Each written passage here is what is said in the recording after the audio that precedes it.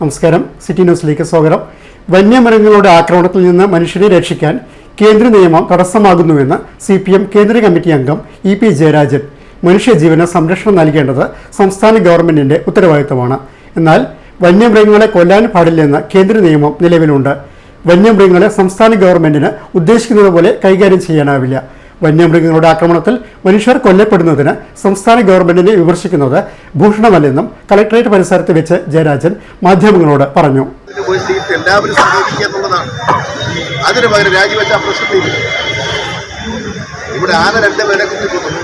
കഴിഞ്ഞ 16 മുതൽ ഏതാണ്ട് ഇതുവരെയുള്ള നോക്കിയാൽ ഏതാണ്ട് 190-190 ആളുകളെ വന്യമൃഗങ്ങൾ ആക്രമിച്ച് കൊണ്ടുപോയിരിക്കുന്നത് ശരിയാണ്. ഭീകരമായിട്ടുള്ള ആക്രമണം തന്നെയാണ് നടക്കുന്നത്. ആ ആക്രമണങ്ങളിൽ നിന്ന് വന്യമൃഗങ്ങളെ നിരോധിക്കാൻ നിയമവ്യവസ്ഥ കടത്തിക്കൊണ്ടേ ചെയ്യും. ആദ്യം കേന്ദ്ര ഗവൺമെൻറ് ചെയ്യേണ്ടത്, കേന്ദ്ര ഗവൺമെൻറ് ഇപ്പോൾ പറയുന്നത് ഈ വന്യമൃഗങ്ങളിൽ നിന്നും രക്ഷിക്കേണ്ട അധികാരം സംസ്ഥാന ഗവൺമെൻറ്റാണ്.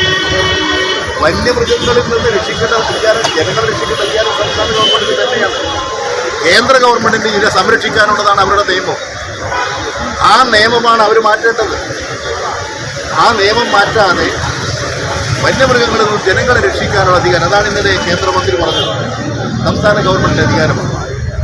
എല്ലാവരെയും രക്ഷിക്കേണ്ട അധികാരം കേരളത്തിലെ സംസ്ഥാന ഗവൺമെൻറ്റിനുണ്ട്. അതാണ് ഞങ്ങൾ നിർവഹിച്ചുകൊണ്ടിരിക്കുന്നത്.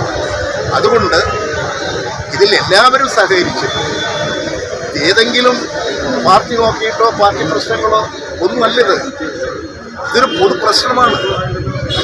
ഈ പ്രശ്നങ്ങളെ പരിഹാരം കാണാൻ എല്ലാവരും സഹകരിച്ചുകൊണ്ട് പ്രവർത്തിക്കുക.